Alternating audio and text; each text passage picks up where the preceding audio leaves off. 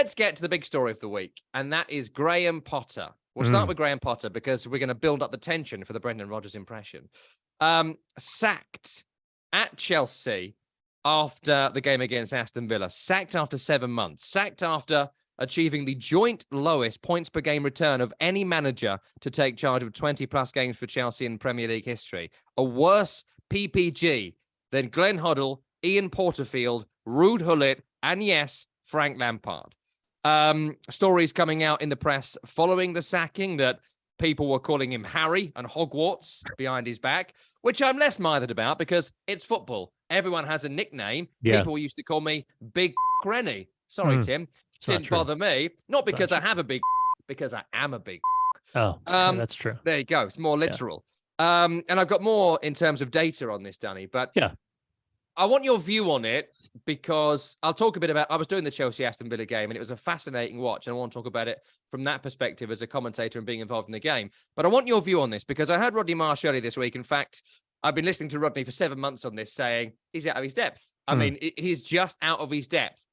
I wanted him to do well because I'm English and English coaches, as you know, suck the mother load. We just have no reputation globally. No English person, for those that don't know this, has ever won the Premier League.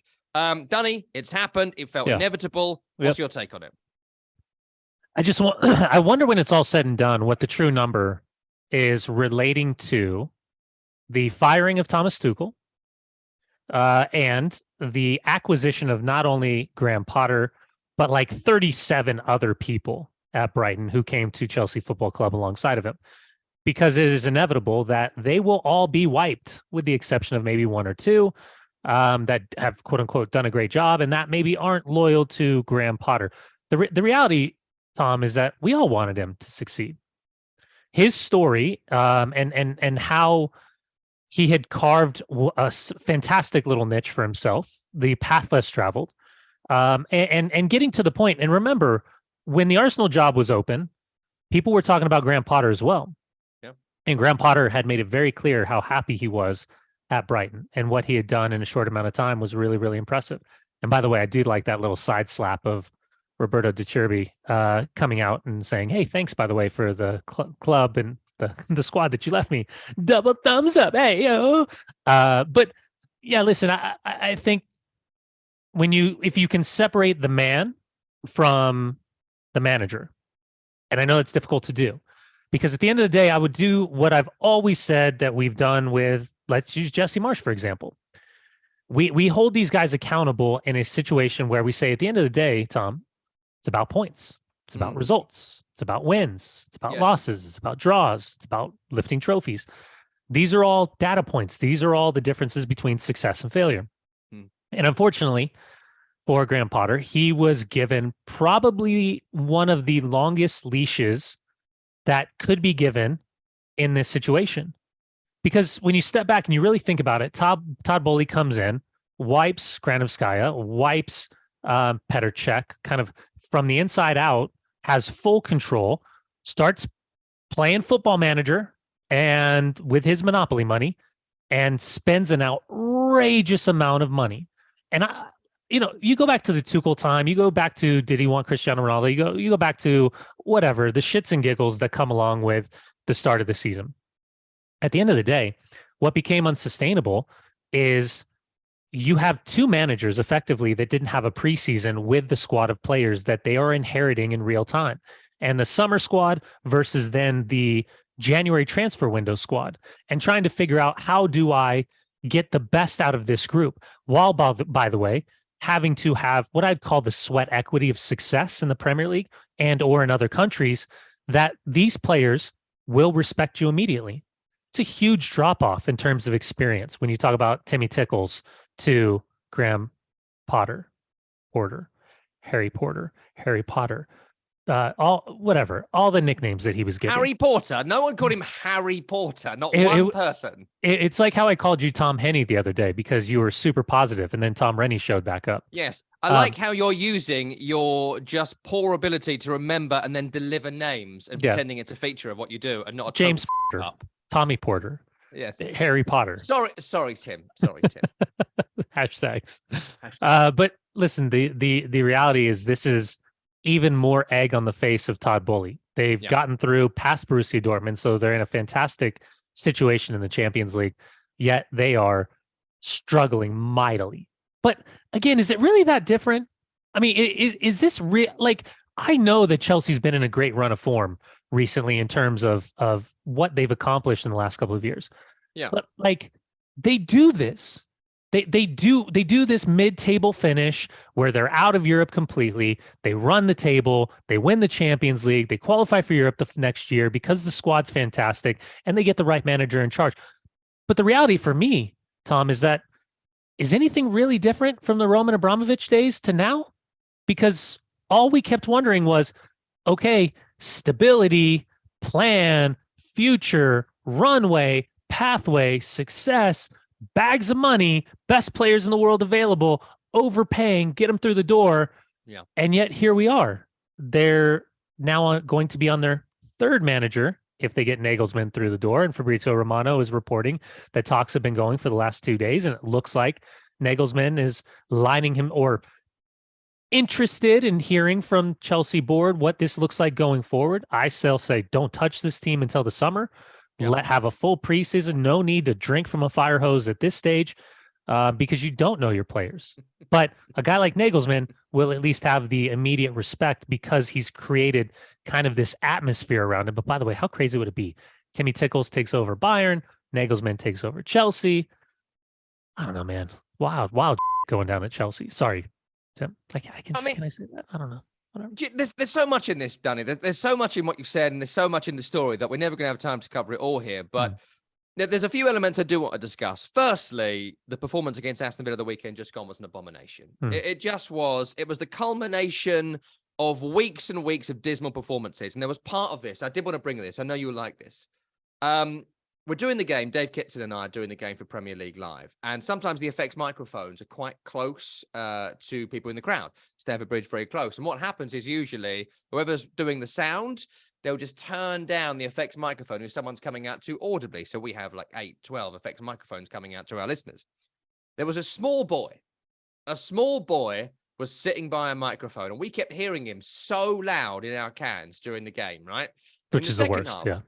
It's the worst. It's so off-putting, and there's nothing I can do about it. So we had to reference it because people could hear it, and we could hear it so loud, and we're trying to get it turned down. Nothing we can do. But it was actually brilliant for the game because Dave kept saying to me, Dave's a very good analyst, and he kept saying to me, "Why is Reece James playing centre half? Like what? Why is that still happening?" And then at half-time, he brought on Madueke at the right-hand side, who's got no right boot, and still played Reece James centre half. And there was a small boy next to a microphone, and he said, Dad, it's James on the wing, Dad. He's not, Dad, I don't understand what's happening. He's not putting James in the wing. Dad, Daddy, it doesn't make any sense. It's a child, was the impression I was doing there. You can go so high that you actually cut out your own microphone. Oh, did that count a little bit? Yeah, because your voice went so high, you cut it out. I'll do it more gently. Here we go. Dad, why is he not putting Reece James on the wing? I don't understand. It's like a dog whistle, how high you can get. It's incredible. I have incredible versatility. Yeah. You are so talented. You know what? Clip that and we'll use that as a trailer. But even a small child could see what was necessary. Everyone could see what was necessary. And he would not do it. And it's bits like that, Danny, where you just think, what were you thinking? Was he trying to do the Antonio Conte? No. It's over. No, sack me because I'm spent. No, I don't think it is. I think you have 2 to 3 teams at Chelsea. That's the problem. You've got they've only got one Reece James. They've got a load of players, but 100%. No one's going to Reece James. I hear you. I hear you. But to my point is, every time I watch Chelsea, I always knew either at halftime or the 60-minute mark, the team and the team shape was going to look drastically different. Every single game. And it didn't matter who started. The same issues. You got your number 9, Aubameyang. He's pushed out for whatever reason, never getting a chance. You let Romelu Lukaku go after dropping 100 million on him because you want to allow space for Timmy Tickles to have the start of the season. You play Kai Havertz as a 9. He scores some goals, but he's not really a 9. He's more of an off the shoulder, but whatever, talented enough.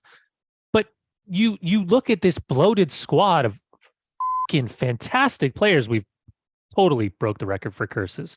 Sorry, Tim. Is well, I guess since just moving to YouTube, but you've blown the squad on attacking players and outside backs and central defenders, and all you do is, okay, he didn't score in the first half, take him off. Who comes in? Melissa gets a start. If he doesn't score by halftime, okay, take him off. Let's bring in Mudryk. Let's do this. Let's do that. Like, that's the manager's fault, isn't it? That's Graham Potter's fault. Well, that's him being unable to manage a big squad, him being able to work with these players. Because we can talk about, look, Todd Bowley, we did this piece at the very start of the podcast. He was the biggest pigeon in football during the last summer transfer window. He is Homer Simpson in the Bart the Carney episode, walking through the carnival, and the two carnies look at him and are like, right, there's a pigeon. We can get as much money out of him as possible. And that was every agent in football during the summer. There was no reason to buy Mudryk. There was no reason to buy Madueke. There was no reason to buy, et cetera, et cetera, et cetera. Yeah. And there was no reason to buy them for the fees you did as well. And that's all true. But maybe 5 weeks ago, we were together. And I told you, I said it. What he needed to do, here's my team. Here's how we win a game. Full stop, the end. And what did he do instead?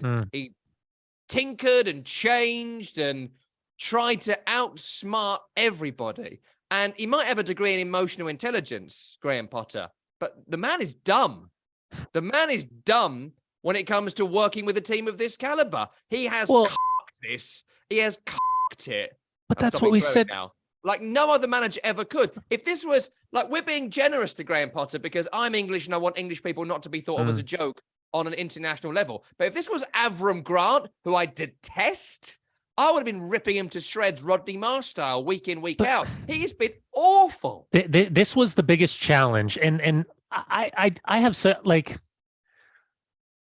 while it's entertaining when a manager's sacked afterwards to find out when they pull the curtain back and people start chirping, and you're getting more and more interviews that are coming out with well-placed sources that are then leaking stories, situations that have happened underneath the previous manager's reign, as to what happened in the nicknames. It happened with Bob Bradley. It happened with Jesse Marsh to an extent. It happens with some of these managers where all of a sudden the players now know that they're gone, and there's less accountability, and they can start telling their stories outside of the WhatsApp groups with their buddies and their friends, and it's entertaining. But I have a problem with it. But this is the same thing we talked about for Graham Potter when he took the job. It's not the tactics. It's not. It's earning the respect of the players. And walking into Chelsea is completely different. He's not no disrespect to Brighton, right? Brighton's done an extraordinary job of what they've done. He's not shopping at Super Target. He's shopping at Gucci now. It's a completely different thing, right? So the way that he manages the group, the way that he managed coming through Sweden, getting Brighton, doing a phenomenal job, winning at Manchester United early in the season with all these players, great. But now you've taken over Chelsea. Yeah. And I'll ask you. I wonder, and it's a leading question, but I wonder how much these players have experienced so much managerial turnover throughout their tenure at Chelsea Football Club that they're just to the point where, again, they can, for the most part, tune out what the managers are saying and just focus on, okay, we know what we have to do. We can make the tweaks and we can change the tactics and we can play 3 in the back. We can play 4 in the back, play 5 in the back. We can do this 3-2, play a hybrid of 2 holding and 3 attacking and 1 striker, all these different things. But at the end of the day, we know how to play because I just feel like they don't know, but they don't. But the mentality is that they outlast the manager. I wonder how much that could be a reality in this conversation. I mean, I think that everyone in the Premier League and in most leagues at this point, I mean, I think Serie A has sacked 50% of managers. The Bundesliga is like 40% of managers. The league is 25% of managers. Like everyone gets sacked at some point or other. There's more sackings this season than ever, which I want to get to a little bit later in the program. But I don't know if that's true. I don't know how much that all the players weren't buying into Graham Potter. I think they didn't know what to buy into. I think there was no definitive style of play. There was no clear thing that he was trying to do. I think he was getting an incredible amount of leeway. But I don't know on that score. I think we'll find out in the next few weeks if Bruno, Brighton legend, stays in charge for 2, 3, 4 games. If they win 3 or 4 of them, we'll get the feeling of the players can do whatever they want, and they were doing as you say. But what right? changes? I heard this conversation with you and Tommy this morning on Grumpy Pundits. What changes? Like Stellini at Tottenham. What changes? What, because one face is gone, one voice is gone. I get that every assistant can do their own thing. They're in charge now, right? Oh, hey, what about if we change this? Or hey, what if we no, it's my team. That's a stupid idea. No, they're challenging the managers. They're theoretically thinking about substitutions and changes. What about this adjustment? What about this? What about spotting things that, it's all interest level conversations. But at the end of the day, they're all under the same umbrella. Yeah. So when we sack managers, when we watch teams sack managers, really, what's the difference?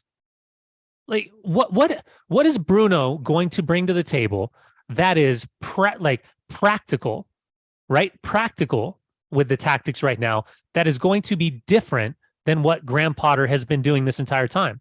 Because I think there's an argument to be said, like even and you were going all in on Tottenham at Everton in the 1-1 draw with how diabolical they were playing with the 1-0 lead, and you were spot on.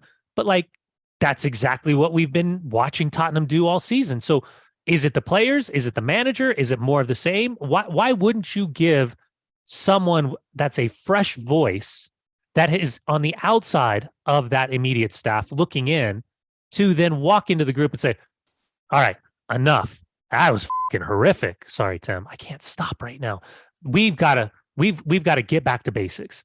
We've got to go back to the simplicity of how you, okay, guys, what's the best formation for this group? Where's the leadership council? How do you guys want to play? Because right there, when you empower the players, Rennie, all of a sudden you talk about that bump, you get the bump because now the players feel like they're being listened to as opposed to they're being talked to, if that makes sense. I know it's empowering players and maybe it goes too far. It's treating the players like the adults they are not in that analysis. And I don't think that you can go to these 23-year-olds that are either down tools for the previous manager or they find themselves out of form. And again, you've been in these collectives. I have been. Half are out of form, half are in form, half like this manager, half didn't, half got trouble with the wife, half got trouble with the kids. You all these little groups and factions. Yeah, for sure. They've all got their own problems. So you've got to try and find a way through that together. And then you're going to them without a leader. There's a reason these clubs and football teams and sports bodies and everything in my work has a manager, because the manager has a purpose. And you don't just then toss it over to the group and say, sort yourselves out. Because what will happen is the kind of rabble we saw in that Tottenham game. That was a rabble. And it wasn't just what we saw with Antonio Conte this season. It was significantly worse. It was directionless nonsense. And essentially, Christian Stellini, who is a nobody, he's a complete nobody. No one's listening to Christian Stellini, and no one's going to listen to Bruno at Chelsea. They might get through 1 or 2 games. There's 2 goalkeeping coaches being put in charge of Leicester City, for Christ's sake.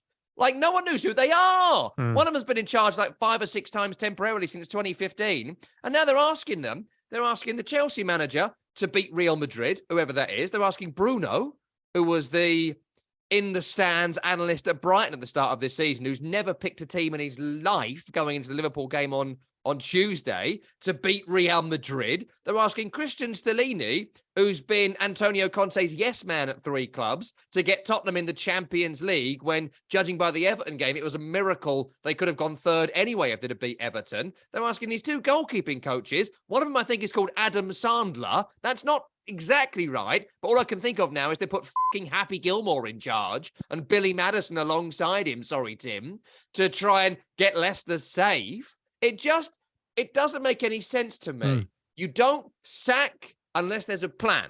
You don't sack I'd agree with unless that. you know what comes next. And none of this lot, none of these chief executives have thought what comes next. It's just pure, endless panic button with house money. And that's how you get to where you are now. Well, and that's what Chelsea is the biggest example of. Todd Bowley is not even considering balancing the books. And what's going to happen next with Chelsea if they don't qualify for the Champions League, which, spoily, they are not going to. It's sale.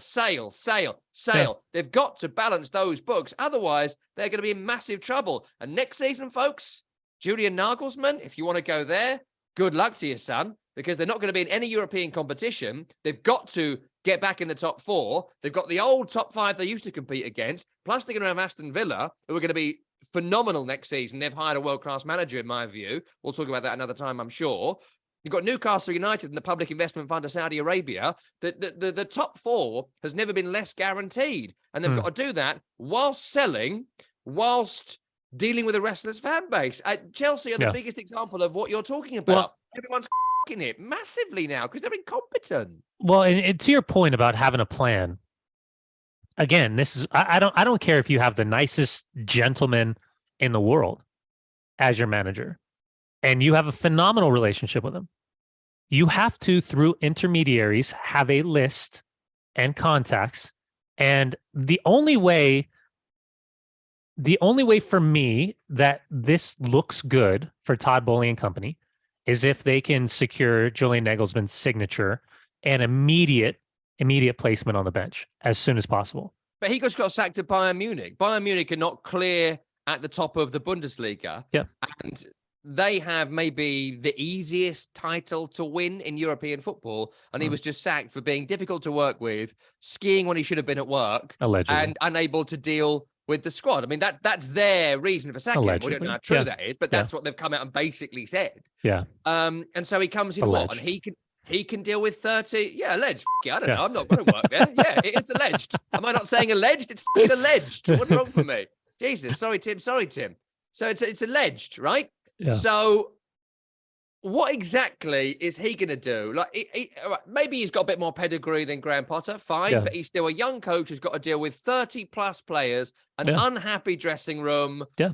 All this nonsense. Yeah. Like, how is that going to improve things? Like, again, I want to move on. That's I want to ask you this other question, right? Because I want to get to Tottenham and things. But the only thing I want to ask you before we move on from Chelsea is that all season long, we've had a lot of really good Chelsea experts who know the club inside and out, certainly better than you and I do, and many of our listeners.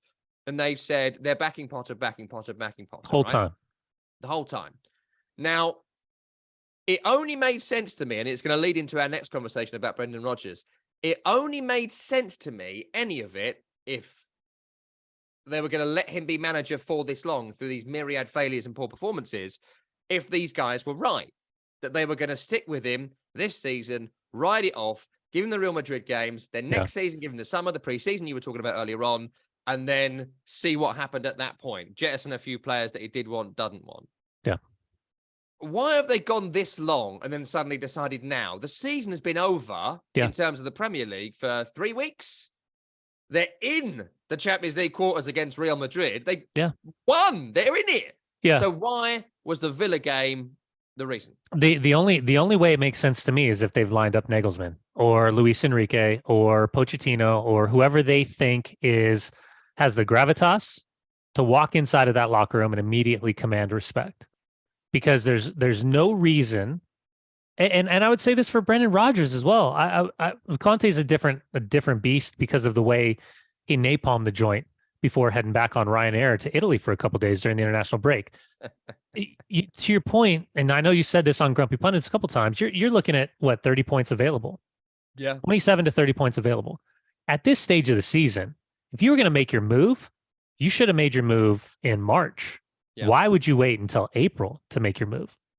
At the start of March, give yourself a runway, give yourself a couple games to get your feet underneath you. And that was late. That would have been late 100% as well. That was the latest possible moment, was at least 3 weeks ago.